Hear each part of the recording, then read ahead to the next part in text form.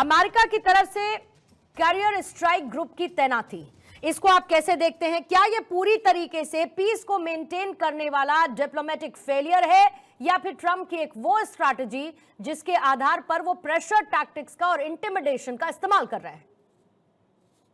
अभी 2 हफ्ते पहले भी राष्ट्रपति ट्रंप ने यही बात की थी कि वो चुप नहीं बैठेंगे और अगर ईरान के अंदर आम जनता के ऊपर हमले होते हैं तो वो कुछ ना कुछ एक्शन ज़रूर लेंगे। लेकिन फिर वो पीछे हट गए थे और उन्होंने बाकी उनकी प्रायोरिटीज आ गई थी। मैं समझता हूँ कि ग्रीनलैंड के ऊपर और डावोस में उनको जाना था। फिर वो थोड़ा इफेक्ट भी देखना चाह रहे थे कि वेनेजुएला के मसले पर कि उनके अपने कांग्रेस में क्या निर्णय होते हैं।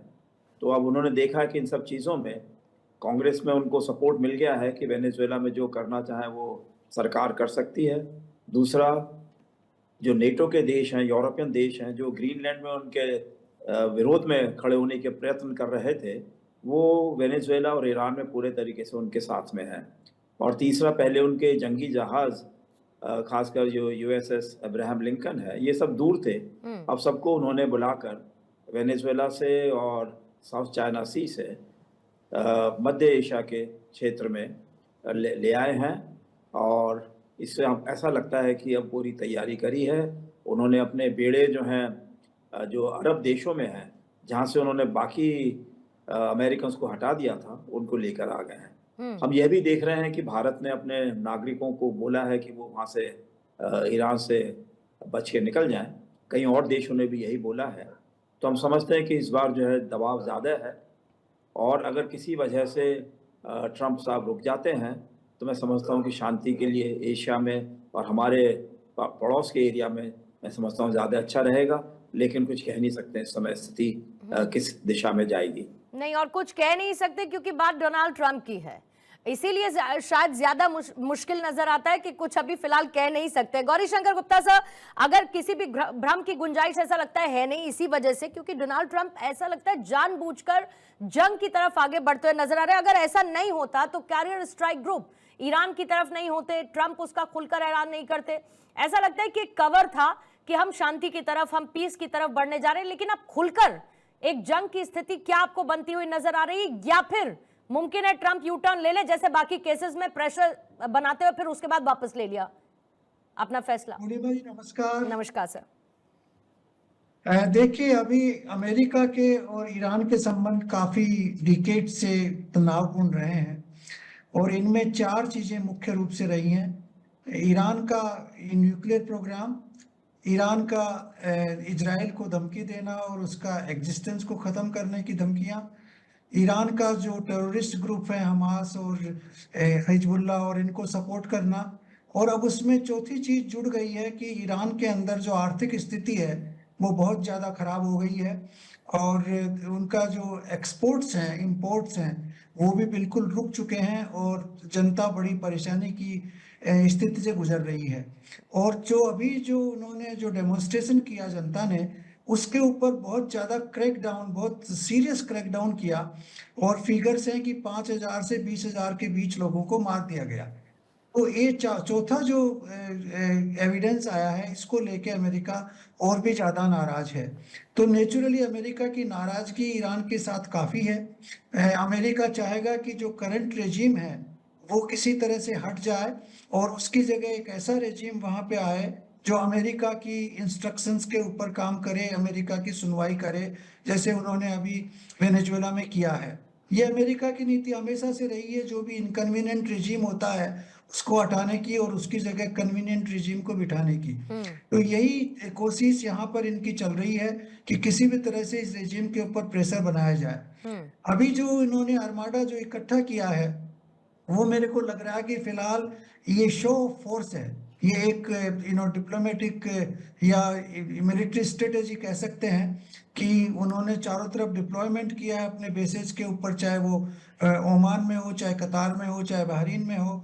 और ये जो फ्लोटिंग जो बेस लेके आए हैं आर्म फोर्सेज का, यूएसएस अब्राहम लिंकन, ये सब एक शो फोर्स के लिए लेके आए हैं जिससे कि ईरान के ऊपर दबाव बना रहे और वहाँ की जनता जो है वो उनके अगेंस्ट में और ज़्यादा तेज़ी से खड़ी हो और उनको जो है रेजिम चेंज का मौका दिया जाए।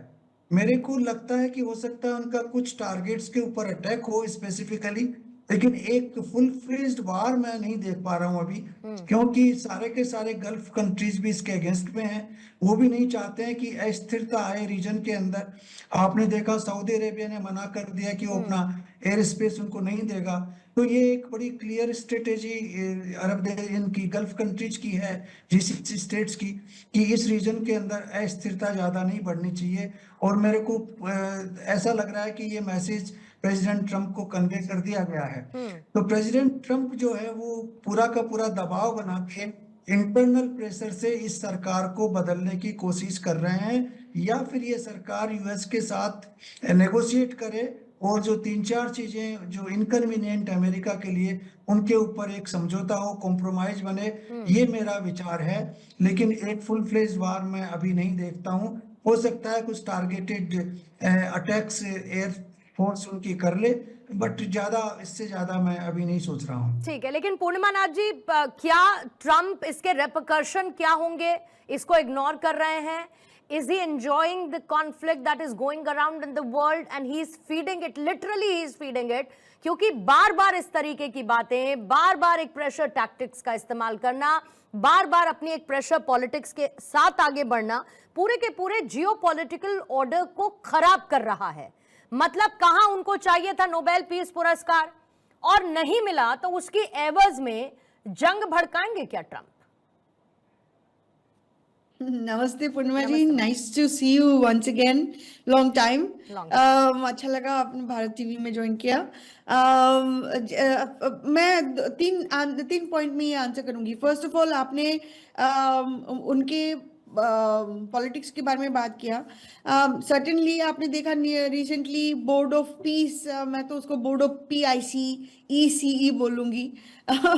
So unfortunately it's all show, it was a pay to play Trump club, and उसमें जो half the countries था ज्वाइन किया, वो मेजर कंट्रीज ज्वाइन नहीं किया। उसमें अमेरिका के बाद major country was Argentina, can you imagine? And then also half the countries जो ज्वाइन किया उसमें वो अमेरिका में भी खुद नहीं आ सकते, they are banned literally. So it's a joke what he is doing. He is showing अपना शक्ति प्रदर्शन कर रहे हैं इन वट एवर वेज।